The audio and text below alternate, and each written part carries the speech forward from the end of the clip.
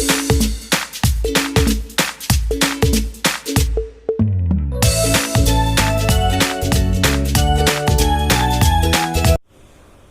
guys, I am Sanjay Balwani and I welcome you all to my YouTube channel Sanjay sir की पाठशाला। Guys 11th class में complex number chapter हमारा चल रहा है। लास्ट क्लास में हम लोगों ने पोलर फॉर्म, एक्सपोनेंशियल फॉर्म से रिलेटेड प्रॉब्लम सॉल्व किए थे। आज के क्लास में गाइस हम एक नया टॉपिक स्टार्ट करने वाले हैं जिसका नाम है डी मूवर्स थ्योरम। तो आइए गाइस स्टार्ट करते हैं।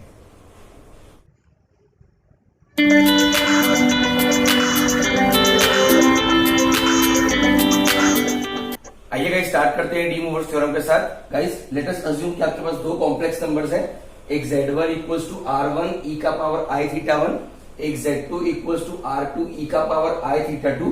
तो अगर आप दो कॉम्प्लेक्स नंबर्स को मल्टीप्लाई करते हो z1 इंटू z2 तो r1 e का power i theta 1 into r2 e का पावर i थीटा 2 हो जाएगा। जस्ट आपने वैल्यूज पुट कर ली है ना, तो r1 इंटू r2 साथ में हो जाएगा और e का पावर i थीटा 1 e का पावर i थीटा 2 है ना। बेसिस आर सेम, क्या हो जाएंगे, powers can be added. Basis are same, powers can be added. E का power i theta 1 plus i theta 2, r1 r2 आ गया, आई आपने कॉमन निकाल लिया तो बचेगा थीटा 1 प्लस थीटा 2। तो क्या लिखा हुआ है 10, if two complex numbers are multiplied then their moduli gets multiplied and the arguments get added, है ना। मॉड्यूलाई मतलब आपको पता है गाइस आर होता है और आर्ग्यूमेंट मतलब थीटा होता है। तो अगर हम दो कॉम्प्लेक्स नंबर को मल्टीप्लाई करते हैं तो r1 e का power i theta 1 into r2 e का पावर i थीटा 2, r1 और r2 साथ में आ गए, e का power i theta 1 into e का पावर i थीटा 2, है ना। e का power i theta 1 into e का पावर i थीटा 2 क्या हो जाएगा गाइस, e का power i theta 1 plus e का पावर i साथ में ही हो गया थीटा 2, e का power i theta 1 into e का पावर i थीटा 2, e का power i theta 1 plus i theta 2। ठीक है, basis are same, powers can be added. I common निकाल लिया तो 10 if two complex number are multiplied then their moduli gets multiplied and the arguments get added. Similarly guys यहाँ पे हम दो complex number जो थे हमारे z1 और z2 उनको डिवाइड कर रहे हैं। क्या कर रहे हैं गाइस, डिवाइड। तो r1 e का power i theta 1 upon r2 e का पावर i थीटा 2, तो r1 और r2 साथ में आ गए, e का power i theta 1 as it is, e का पावर i थीटा 2 ऊपर चले जाएगा, e का पावर i थीटा 2 ऊपर चले जाएगा तो वो e का पावर माइनस i थीटा 2 बन जाता है। समझ रहे, जब कभी भी कोई टर्म नीचे से ऊपर या ऊपर से नीचे जाती है तो पावर की साइन चेंज हो जाती है। तो e का पावर i थीटा 2 ऊपर जाएगा तो e का power minus i theta 2, basis are same, powers can be added, है ना। तो e का power i theta 1 minus e का पावर i थीटा 2 क्या होगा बताइए, e का पावर i थीटा 1 साथ में e का power minus i theta 2, that will B e का power i theta 1 minus i theta 2। सही है ना, e का power i theta 1 into e का पावर माइनस i थीटा 2, तो e का power i theta 1 minus i theta 2, है ना। पावर्स आपस में ऐड हो जाते हैं, i कॉमन निकालोगे तो थीटा 1 माइनस थीटा 2। समझ रहे, thus if two complex numbers are divided then their moduli gets divided and the arguments get subtracted. If two complex numbers are multiplied then their moduli gets multiplied and the argument gets added. If two complex numbers are divided then the moduli gets divided and the complex number gets subtracted. Guys ये कुछ short introduction है de Moivre's theorem के बारे में। आगे और भी इससे रिलेटेड कुछ चीजें हैं जो मैं आपसे डिस्कस करने वाला हूं, पहले आप इतना नोट कर लीजिए।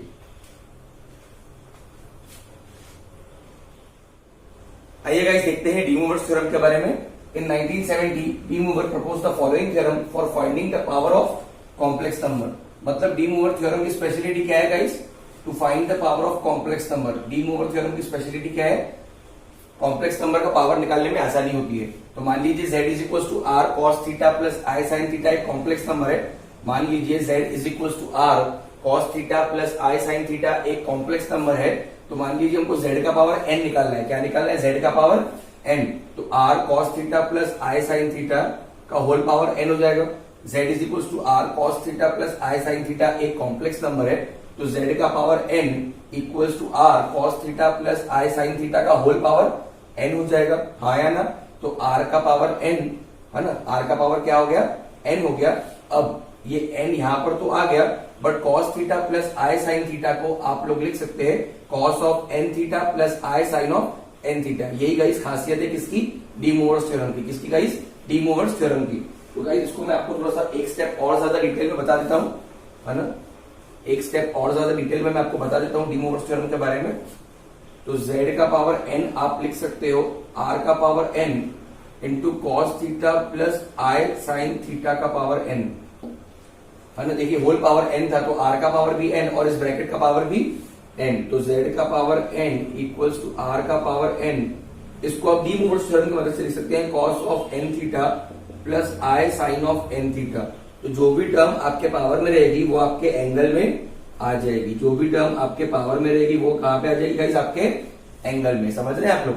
ठीक है, मैं फिर से रिपीट करता हूं। मैं फिर से रिपीट करता हूं guys. In 1730 de Moivre's propose the following theorem for finding the power of complex number. मतलब डी मोवर्स थ्योरम की स्पेशलिटी किसके लिए? Finding the power of complex number. तो z is equal to r cos theta plus i sin theta. अगर ये complex number है, अगर हमको उस कॉम्प्लेक्स नंबर का पावर निकालना है z का पावर n, तो r cos theta plus i sin theta का होल पावर n हो जाएगा।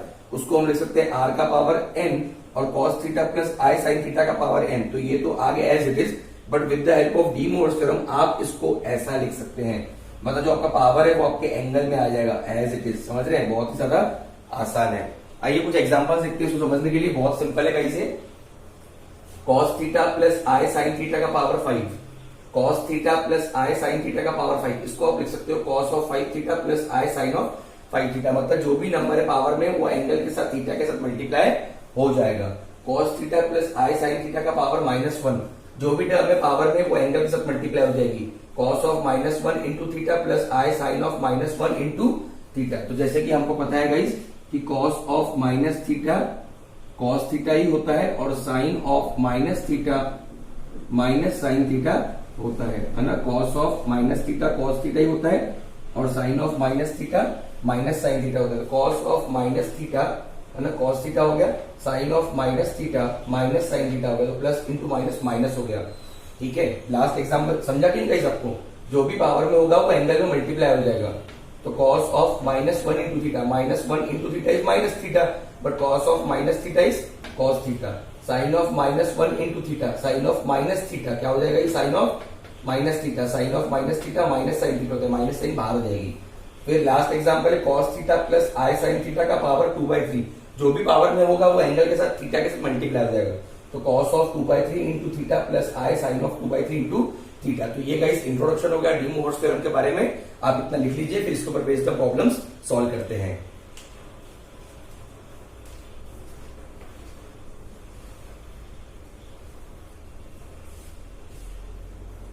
आइए गाइस स्टार्ट करते हैं क्वेश्चंस के साथ। सबसे पहले सॉल्व एग्जांपल देख लेते हैं। पेज नंबर 16 का एग्जांपल नंबर 1 है guys, use D mowers theorems and simplify, है ना। तो जैसे कि मैंने गाइस आपको सिखाया डी मोवर्स थ्योरम क्या होता है बताइए, है ना। क्या होता है गाइस डी मोवर्स थ्योरम बताइए? जो पावर होता है वो एंगल में मल्टीप्लिकेशन में आ जाता है गाइस। ठीक है, तो consider cos of π/3 plus i sin of π/3 का पावर 8। ठीक है, तो डी मोवर्स थ्योरम की मदद से आप इसको लिख सकते हो 8π/3 प्लस i sin ऑफ 8π/3। जो भी चीज आपके पावर में प्रेजेंट होगी वो एंगल के साथ आ जाएगी बच्चों। सो this will B 8 into 180 degree by 3 plus i sin of 8 into 180 degree by 3। ठीक है, सो this will B 60, this will B 60। So cos of 480 degree plus i sin of 480 degree. बस आपको भी वैल्यू पुट करनी है गाइस, cos ऑफ 480 और sin of 480 की। उसके लिए गाइस फिर से आपको क्या लगेगा? कास्ट रूल लगेगा, है ना। कास्ट रूल का मेरा वीडियो अगर अभी तक के नहीं देखा है तो देख लीजिए, नहीं तो आपको सीरियस प्रॉब्लम्स आ सकते हैं आगे। 0 डिग्री, 90 डिग्री, 180, 270, 360, 90 का गैप हो गया। 360 में 90 ऐड करिए गाइस। 360 में अगर आप 90 ऐड करते हो कितना आएगा? 450। 450 में अगर 90 ऐड करते हो तो 540। 540 में 90 ऐड करते हो तो गाइस बोलो कितना? 630। और 630 में और 90 ऐड करते हो तो 720। इस तरीके से ये आगे बढ़ते जा सकता है और वैल्यूज जो है प्लस 90 करके आप बढ़ा सकते हैं। ठीक है, CAST cast rule, first quadrant, second quadrant, third quadrant, fourth quadrant. Guys आपको निकालना है 480 डिग्री। मुझे बताइए बच्चों 480 कहां पर आएगा? ठीक है, तो 480 360 से बड़ी वैल्यू है, तो हम 0, 90, 180, 270, 360 की बात ही नहीं करेंगे, हम 360 से ज्यादा बात करेंगे। 360 के बाद क्या आता है? 450। तो क्या 360 और 450 के बीच में 480 आता है? बिल्कुल नहीं। 450 और 540, 450 और 540 के बीच में आता है गाइस क्या? 480। तो कहीं तो भी गाइस आप अपने हिसाब से एक अंदाजन एंगल ड्रॉ कर लीजिए और वहां पे आप लिख सकते हो 480 डिग्री। कितना लिख सकते हो गाइस? 480 डिग्री लिख सकते हैं गाइस आप लोग। अब आपको क्या करना है गाइस? आपको देखना है कि जो आपने 480 बनाया है उससे नियरेस्ट एक्स एक्सिस कौन सा है। 480 से नियरेस्ट एक्स एक्सिस कौन सा है बताइए गाइस? 480 से 480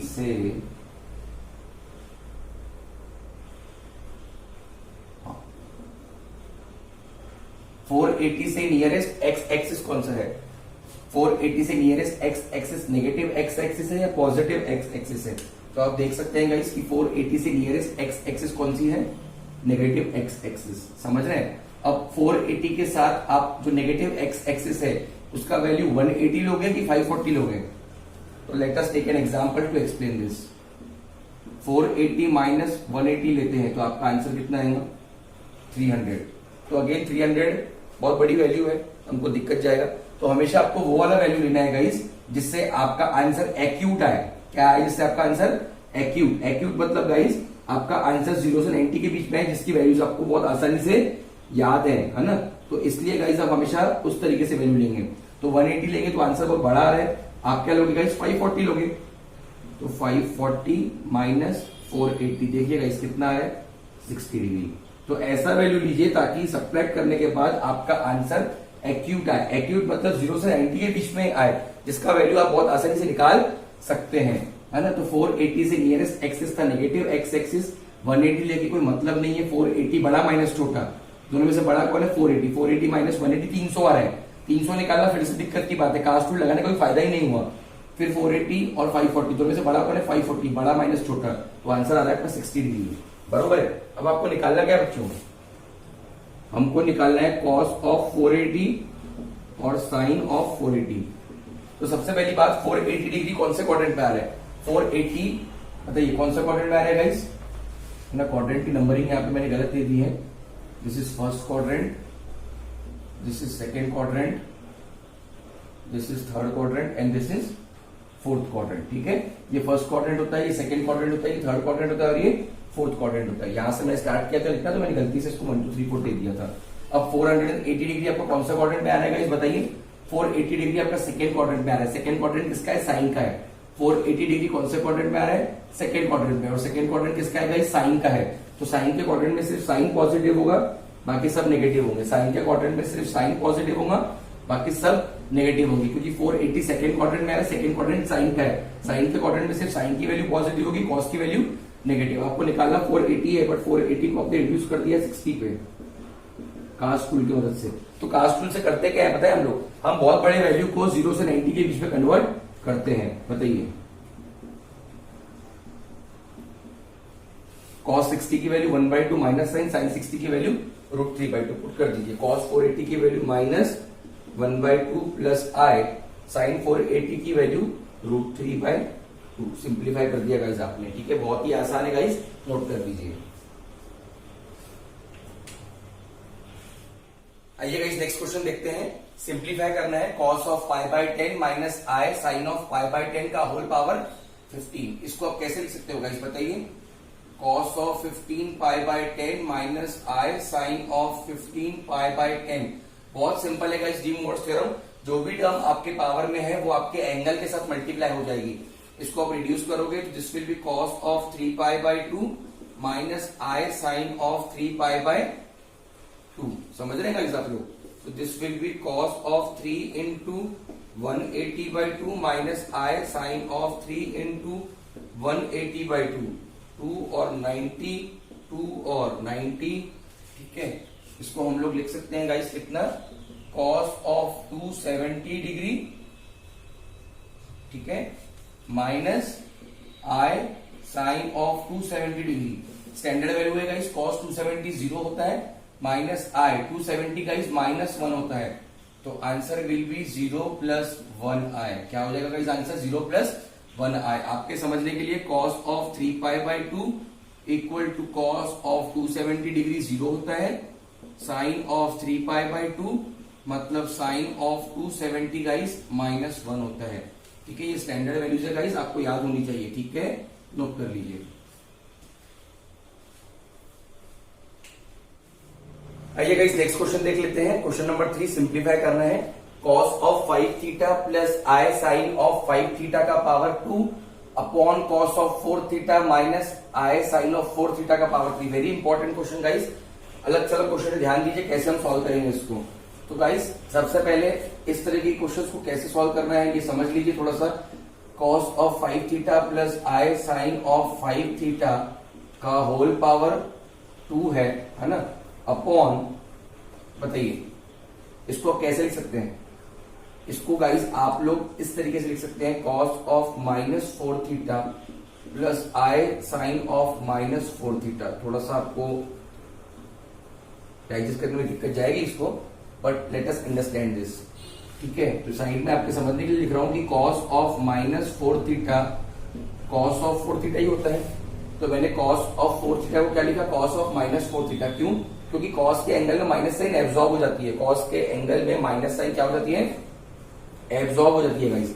तो cos ऑफ 4 थीटा को मैं लिख रहा हूं cos ऑफ माइनस 4 थीटा, क्योंकि cos ऑफ माइनस 4 थीटा इस cos 4 थीटा ही होता है। और मैं साइन ऑफ माइनस 4 थीटा को क्या लिख सकता हूं guys, minus sine of 4 theta. सही बात है कि नहीं? साइन ऑफ माइनस 4 थीटा को क्या लिख सकता हूं गाइस मैं, माइनस साइन ऑफ 4 थीटा लिख सकता हूं कि नहीं गाइस। तो मैंने साइन ऑफ माइनस 4 थीटा लिख दिया, जिसका आंसर क्या आएगा, माइनस साइन ऑफ 4 थीटा, और यहां पे प्लस आ गया। अरे हाँ या ना, साइन ऑफ माइनस 4 थीटा क्या होगा बेटा, साइन ऑफ माइनस 4 थीटा होगा minus sine of 4 theta, minus sine of 4 theta into i. देखिए आपको बताता हूं मैं, ये plus i as it is, sine of minus 4 theta, sine of minus 4 theta minus sine of 4 theta, plus into minus, minus sine of 4 theta. ये था आपका। ठीक है, देखो मैंने एक्सप्लेन किया है। साइन ऑफ माइनस 4 थीटा को आप लिख सकते हो माइनस साइन 4 थीटा, ये i as it is, sine of minus 4 theta को लिख दिया मैंने minus sine of 4 theta, sine of minus 4 theta को लिख दिया minus sine of 4 theta, plus into minus minus. तो यही तो आपका था, मैंने कुछ गलत नहीं लिखा। अब सर हमने ऐसा क्यों किया, हमने ऐसा क्यों किया, बिकॉज गाइस हम लोगों को दोनों के बीच में सेम ही साइन चाहिए। जो न्यूमरेटर में टर्म है और डिनोमिनेटर में टर्म है, दोनों में हमको साइन सेम चाहिए। क्या चाहिए गाइस, साइन हमको सेम चाहिए। क्यों, उसका भी कारण बताता हूं। यहाँ पे प्लस था, यहाँ पे माइनस था, तो मुझे दोनों प्लस चाहिए थे, तो ऊपर का तो प्लस ही रहने दिया, नीचे वाले को माइनस से प्लस करने के लिए मैंने ये स्ट्रेटेजी अडॉप्ट किया, जो हर प्रॉब्लम में आगे करने वाले हैं। मैं उम्मीद करता हूं आपको समझ में आया है। इसको आप लिख सकते हो cos थीटा प्लस आई साइन थीटा का पावर 5 इंटू 2, और इसको आप लिख सकते हो cos थीटा प्लस आई साइन थीटा का पावर -4 इंटू 3। ठीक है, आपने डी मूवर्स थ्योरम लगाया बेटा। क्या लगाया आपने, डी मूवर्स थ्योरम। आपने उल्टा डी मूवर्स थ्योरम लगाया। कैसा लगाया है, उल्टा। ये देखो मैं समझाता हूं आपको। आप लिख सकते हैं किसको, cos थीटा प्लस आई साइन थीटा के पावर n को आप क्या लिख सकते हो, बोलो, cos of n theta plus I sine of n theta. मतलब सिंपल भाषा में जो पावर में है, जो पावर में है वो आपके एंगल में आ सकता है। इसी का मतलब तो ये होता है cos of n theta plus I sine of n theta equal to cos theta plus i theta का पावर n। अरे हाँ या ना, ये जो पावर में n था आपने उसको एंगल में लगाया, अब ये जो एंगल में था मैंने उसको पावर में लगाया। एक ही बात हुई कि नहीं गाइस, समझ रहे हैं कि नहीं। cos थीटा प्लस आई साइन थीटा का पावर n, तो ये n आप एंगल में ला सकते हैं, है ना। तो मैंने वो क्या किया, मैंने जो n था उसको फिर से पावर में डाल दिया। तो यही तो गाइस हमारा डी मूवर्स थ्योरम है। तो ये जो 5 था, ये 5 था, ये पावर में चला गया, है ना। ये -4 था, ये -4 था, कहां चला गया, पावर में चला गया। अरे समझ रहे हैं कि गाइस, है ना।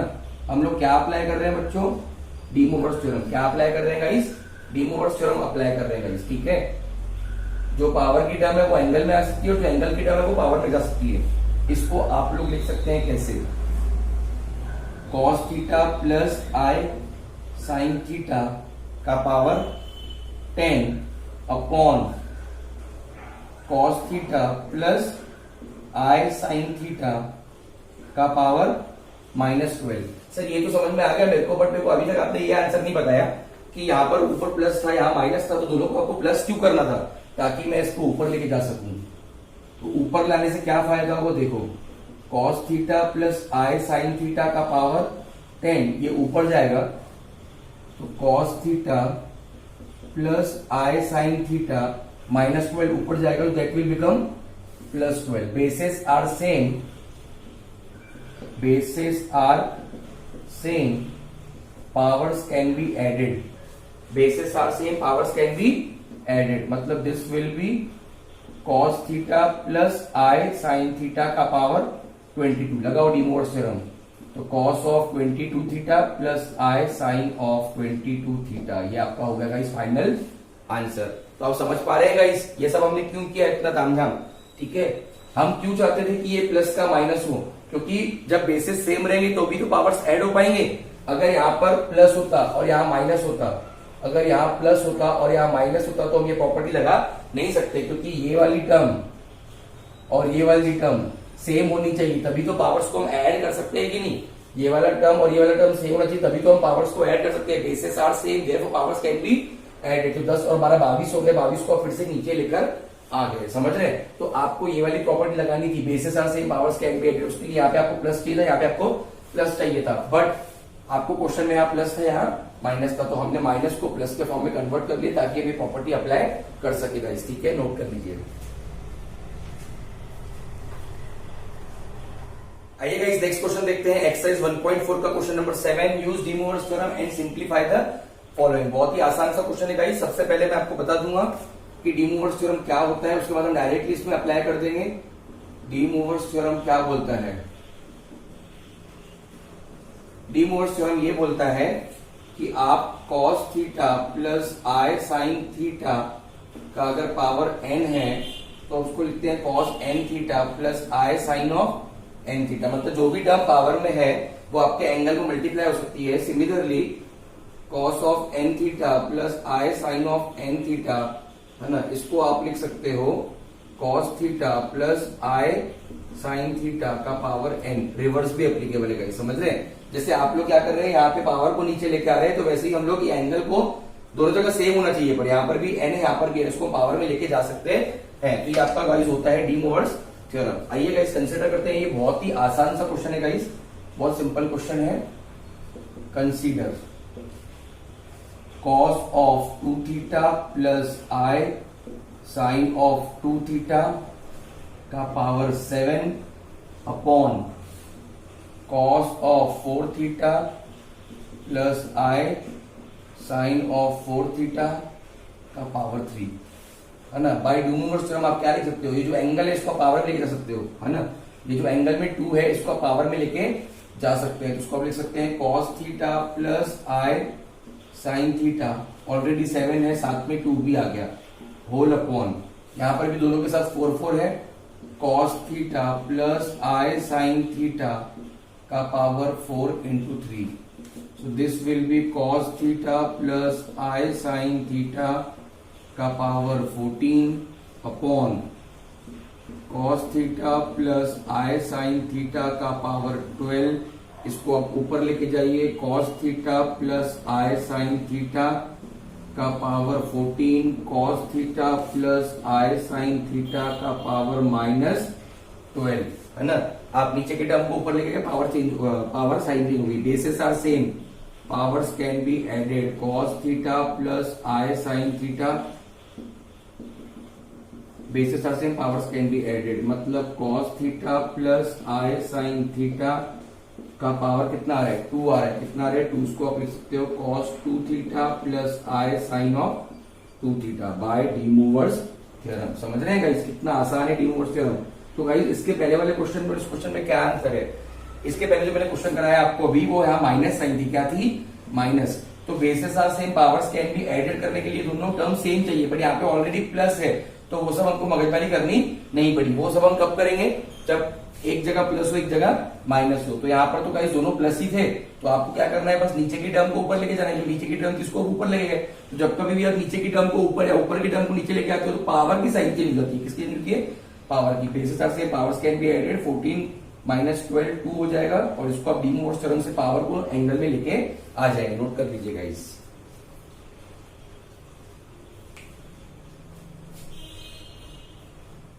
आइए गाइस नेक्स्ट क्वेश्चन देखते हैं। 1.4 एक्सरसाइज का 7th का सेकंड क्वेश्चन सिंप्लीफाई करना है by using D Moivre's theorem. है ना, ये बिल्कुल वैसा ही क्वेश्चन है जैसे हमने पहले किया थोड़ी देर पहले, ऊपर प्लस नीचे माइनस, तो यहाँ प्लस हमको करना पड़ेगा ताकि हम बेसिस से पावर्स कैन बी एडेड की प्रॉपर्टी लगा सके। तो गाइस इसको आप लिख सकते हो cos of 5 theta plus I sine of 5 theta whole upon cos of 3 theta को आप लिख सकते हो cos of minus 3 theta plus I sine of minus 3 theta.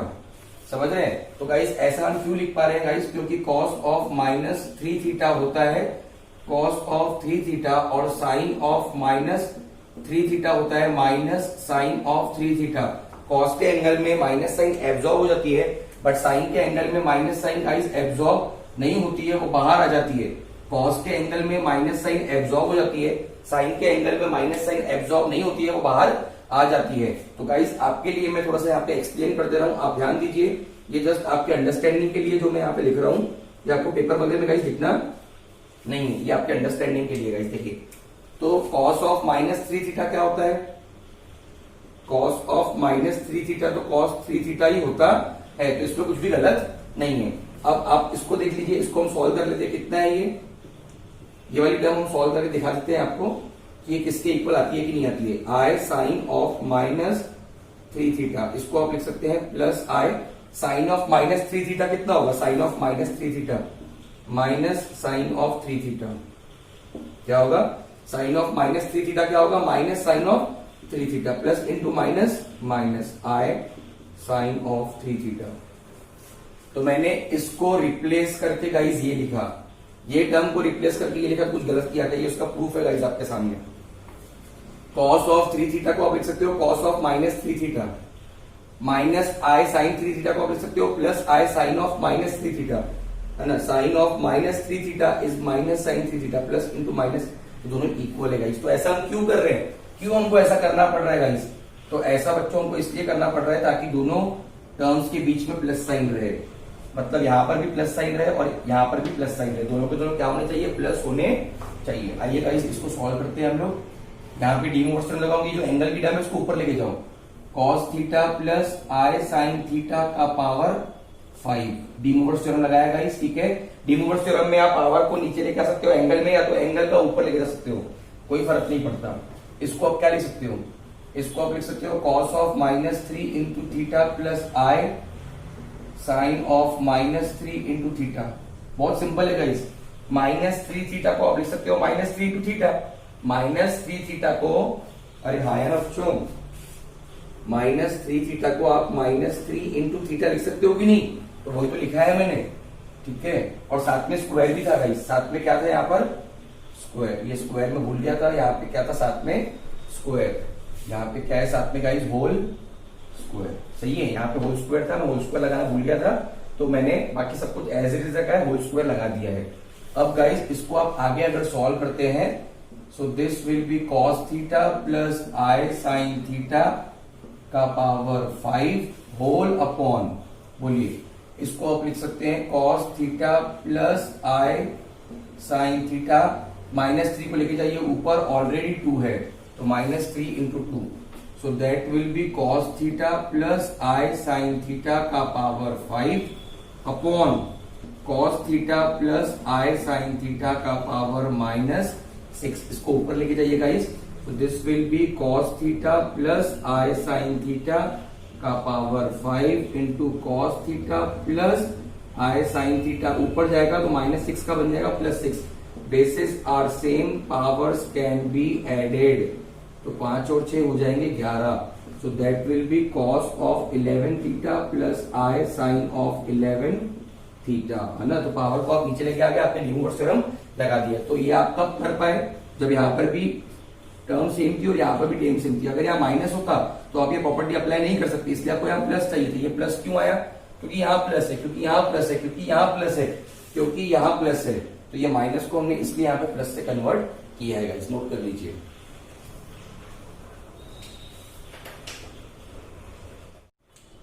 आइए गाइस नेक्स्ट क्वेश्चन देखते हैं, क्वेश्चन नंबर 3। अगेन आपको सिंप्लीफाई करना है गाइस, सेम क्वेश्चन है, ऊपर प्लस है नीचे माइनस है, वैसा ही क्वेश्चन है सेम, है ना, बस ये वैल्यूज अलग अलग दिए हैं, ठीक है। बहुत आसानी से उसको कर सकते हैं, ध्यान दीजिए।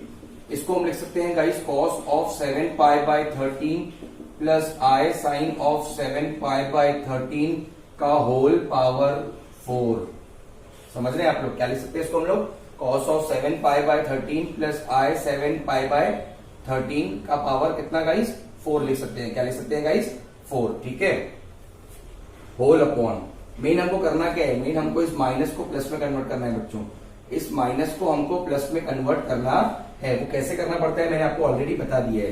तो आप इसको लिख सकते हो cos of minus 4 pi by 13 plus I sine of minus 4 pi by 13। मैं उम्मीद करता हूं इतना भी डिफिकल्ट नहीं है गाइस, है ना।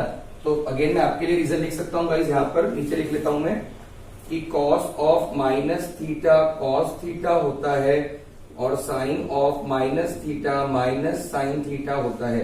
तो लास्ट प्रॉब्लम में डिटेल में आपको समझाया था कि कैसे हम इसको कर सकते हैं गाइस, ठीक है। लास्ट प्रॉब्लम में गाइस मैंने आपको डिटेल में ये समझाया था, है ना। तो देखिए cos of minus 4 pi by 13 cos 4 pi by 13 ही होता है, क्योंकि cos के एंगल की माइनस साइन एब्जॉर्ब हो जाती है, बट ये वाली जो माइनस साइन ये बाहर आ जाएगी।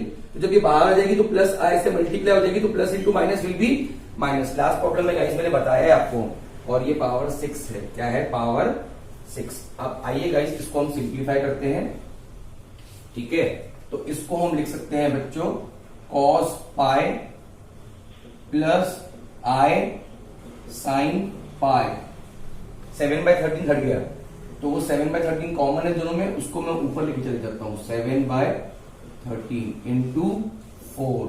यहां पर भी बताइए कितना है, बोलो बच्चों। इसको मैं आपके लिए एक स्टेप और बढ़ा दे रहा हूं, cos of minus 4 by 13 pi plus I sine of minus 4 by 13 pi, है ना गाइस। माइनस 4 पाई बाय 13 को माइनस 4 पाई बाय 13 को मैं लिख सकता हूं माइनस 4 बाय 13 इंटू पाई। मैंने वही किया है गाइस, समझ रहे हैं। माइनस 4 पाई बाय 13 को क्या लिखा है, माइनस 4 बाय 13 इंटू पाई। कोई मैंने बहुत बड़ा रॉकेट साइंस नहीं लगाया बच्चों। तो cos पाई प्लस आई साइन पाई का power 28 by 13 whole upon cos pi plus I sine pi. Power मैं भूल जाता हूं बार बार, कितना है भाई पावर बताओ यार, पावर 6 भूल जाता हूं मैं, ठीक है।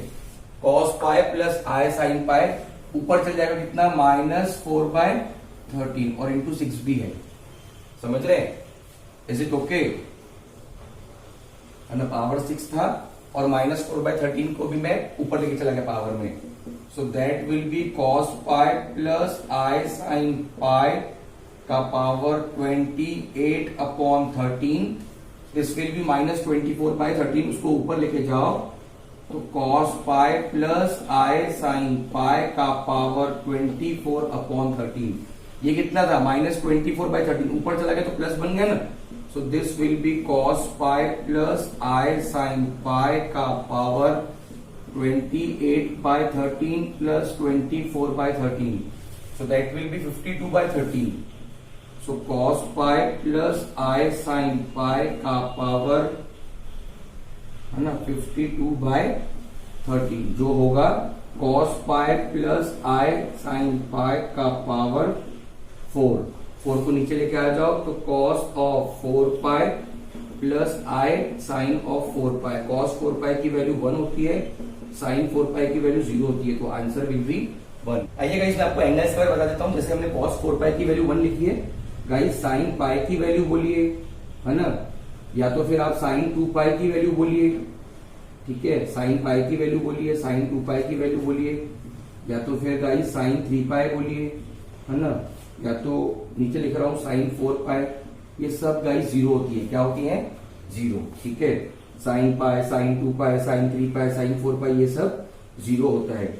cos पाई की वैल्यू -1 होती है, cos 2 पाई की वैल्यू 1 होती है, cos 3 पाई की वैल्यू -1 होती है और cos 4 पाई की वैल्यू 1 होती है। cos पाई है जैसे, तो पाई के साथ अगर ऑड नंबर है तो आंसर -1 आता है, और cos के साथ पाई के साथ अगर इवन नंबर है तो आंसर 1 आता है। जैसे cos of 1 pi -1, cos 2 pi 1, cos 3 pi -1, cos 4 pi 1, cos 5 पाई क्या होगा -1, cos 6 पाई क्या होगा 1, cos 7 पाई -1, cos 8 पाई 1, और साइन तो पूरे 0 ही होते हैं पाई में, नोट कर लीजिएगा इस। गाइस आज के क्लास में जो हमने पढ़े डी मूवर्स थ्योरम के ऊपर क्वेश्चन, उसके ऊपर बेस्ड कुछ क्वेश्चंस मैं आपको होमवर्क के लिए दे रहा हूँ। गाइस बुक में जितने भी क्वेश्चन थे वो मैंने आपको पूरे सॉल्व करा दिए हैं, ठीक है। ये एडिशनल क्वेश्चन है, मैंने अपने मन से आपको दिए, बुक के नहीं है, ये प्रैक्टिस के लिए क्वेश्चन है। तो गाइस स्टार्ट करते हैं। लास्ट क्वेश्चन से बहुत ही आसान है गाइस, इसमें आप ये 2/3 को 2/3 को 4/3 को ऊपर लेके जाओगे, है ना, एडजस्ट करोगे। यहाँ प्लस है या माइनस है, इस माइनस को आपको प्लस बनाना पड़ेगा। यहाँ पर भी प्लस है, ये माइनस है, इस माइनस को आपको प्लस बनाना पड़ेगा।